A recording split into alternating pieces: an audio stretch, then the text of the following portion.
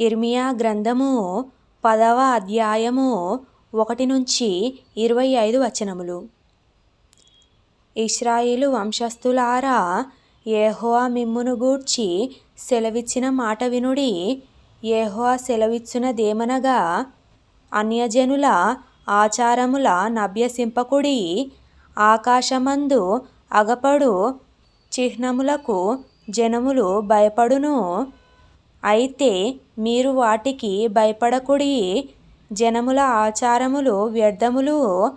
అడవిలోనొకడు చెట్టు నరుకునట్లు అది నరకబడును. అది పనివాడు గొడ్డలితో చేసిన పని. వెండి బంగారముల చేత పనివారు దానిని అలంకరింతురు. అది కదలకయుండునట్లు మేకులు పెట్టి సుత్తెలతో బిగగొట్టి దాన్ని నిలుపుదురు. అవి తాటి చెట్టు వలె తిన్నగా ఉన్నవి. అవి పలుకవు, నడువ నేరవు గనుక వాటిని మోయవలసి వచ్చెను. వాటికి భయపడకుడి, అవి హాని చేయనేరవు. మేలు చేయుట వాటి వలన కాదు. యెహోవా నిన్ను పోలిన వాడెవడునూ లేడు. నీవు మహాత్మ్యము గలవాడవు. నీ శౌర్యమును బట్టి నీ నామము ఘనమైన దాయెను. జనములకు రాజా, నీకు భయపడని వాడెవడు? జనముల జ్ఞానులందరిలోనూ వారి రాజ్యములన్నిటిలోనూ నీవంటి వాడెవడునూ లేడు. గనుక నరులు నీకు భయపడుట అనుగుణ్యము. జనులు కేవలము పశుప్రాయులు, అవివేకులు. బొమ్మల పూజ వలన వచ్చు జ్ఞానము వ్యర్థము. తర్షీషు నుండి రేకులుగా సాగగొట్టబడిన వెండియు, ఉపాజు నుండి బంగారమును తెత్తురు. అది పనివాని పనియే గదా. పోతపోయువాడు దాన్ని చేసెను. నీలధూమ్ర వర్ణములు గల వస్త్రములు వాటికున్నవి. అవన్నీయు నేర్పరులగు పనివారి పనియే. యెహోవాయే నిజమైన దేవుడు. ఆయనే జీవము గల దేవుడు. సదాకాలము ఆయనే రాజు. ఆయన ఉగ్రతకు భూమి కంపించును. జనములు ఆయన కోపమును సహింపలేవు.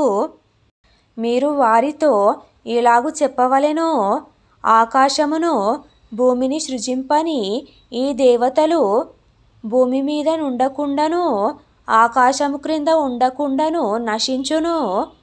ఆయన తన బలము చేత భూమిని సృజించెను. తన జ్ఞానము చేత ప్రపంచమును స్థాపించెను.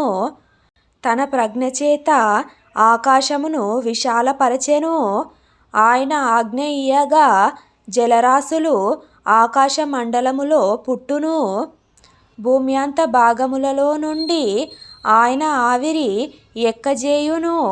వర్షము కలుగునట్లుగా ఆయన మెరుపులు పుట్టించును. తన ధనాగారములలో నుండి గాలిని రావించును. తెలివిలేని ప్రతి మనుష్యుడు, పశుప్రాయుడు, పోతపోయు ప్రతివాడును తాను చేసిన విగ్రహమును బట్టి అవమానము నొందుచున్నాడు. అతడు పోతపోసినది మాయారూపము, అందులో ప్రాణమేమియూ లేదు. అవి ఆశను చెడగొట్టు మాయకార్యములు. విమర్శ కాలములో అవి నశించిపోవును. యాకోబునకు స్వాస్థ్యమగువాడు వాటి వంటి వాడు కాడు. ఆయన సమస్తమును నిర్మించువాడు. ఇశ్రాయేలు ఆయనకు స్వాస్థ్యముగానున్న గోత్రము. సైన్యములకు అధిపతియగు యెహోవాయని ఆయనకు పేరు. నివాసిని ముట్టడి వేయబడుచున్న దేశము విడిచి వెళ్ళుటకై నీ సామాగ్రిని కూర్చుకొనుము. యెహోవా ఈ మాట సెలవిచ్చుచున్నాడు, నేను ఈ వేళను ఈ దేశ నివాసులను విసిరివేయుచున్నాను. వారు పట్టబడవలెనని వారిని ముట్టడి వేయించుచున్నాను.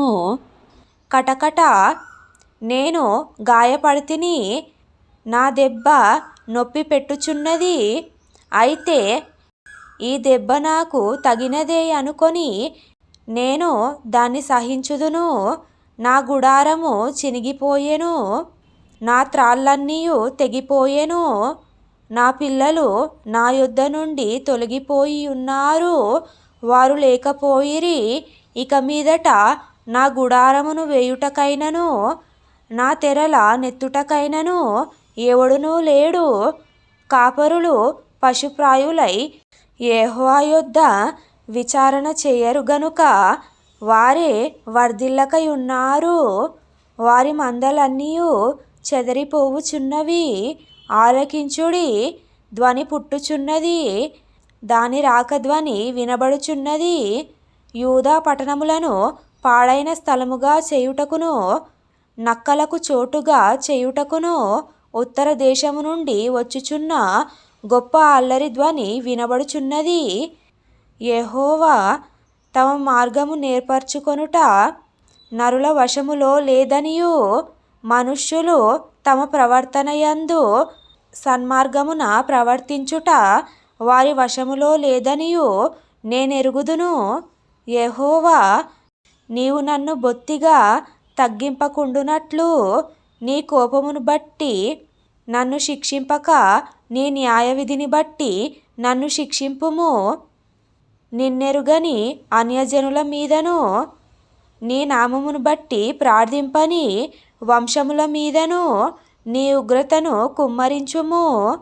వారు యాకోబును మృంగివేయుచున్నారు, నిర్మూలము చేయవలెనని వారు అతని మృంగివేయుచున్నారు, వాని నివాసమును పాడు చేయుచున్నారు.